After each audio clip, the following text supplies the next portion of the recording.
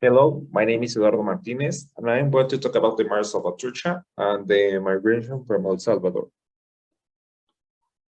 Well, first of all, we need to know the definition for migration. This refers to the movement of people from one place to another.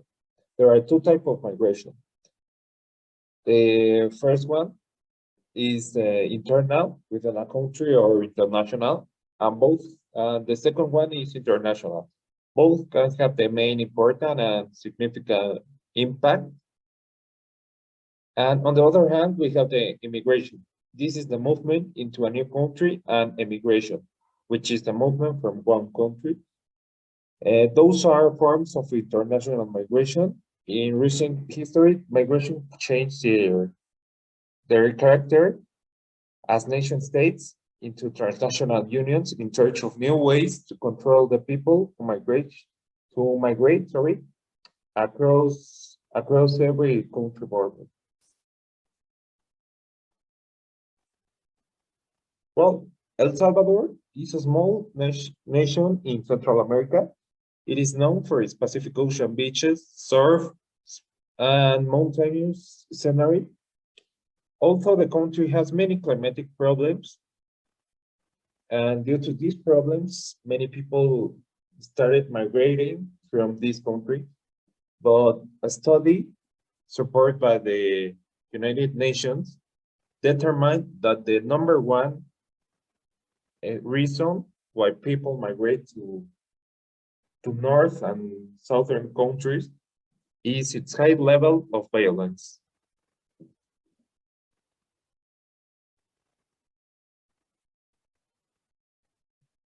Well, the main gangs active in El Salvador were created in the 80s in the suburbs of California cities in the United States as a protection group of all those young people who only want to flee from civil wars inside their country and the repressive from policies on Honduras.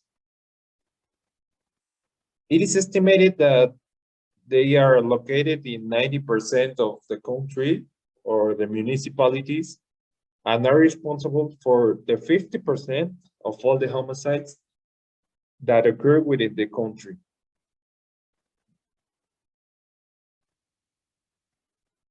Well, young people are the main affected by these gangs, thanks to many studies, different reports.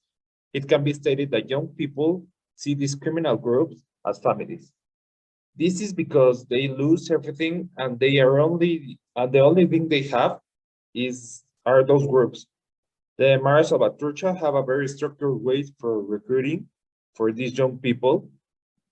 When they reach a certain age, um, those gangs go and look for them at their homes and are forced to kill one of their members of the family.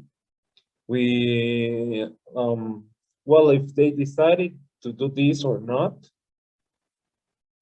they are given a certain amount of time to comply the mission. Well, if they decide to kill the relative, the family decides like to have no more contact with them due that they kill one member of the family. Um, the only thing they have left are those groups, those delictive groups.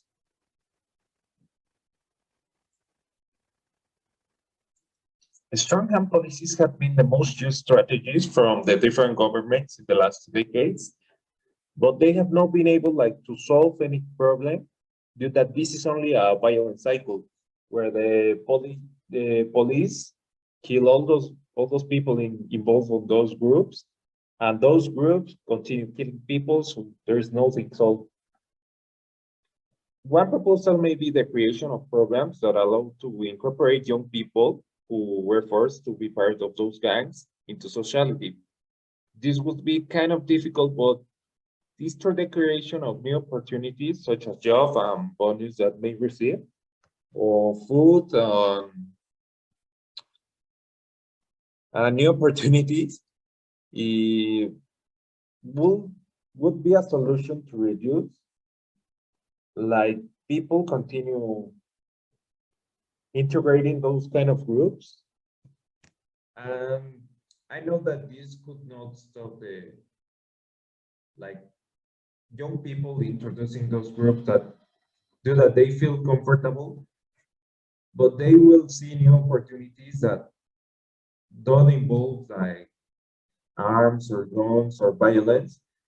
But at the end, this would make a small change that in the long term, this would help at all, like people inside the country or well, like people inside the country cannot see this like as a problem or they need to immigrate to be happy. This could be helpful for the country, like to save those proud to save to be proud of this country and eradicate little by little all those conflicting groups. And that's all. Thank you for your attention.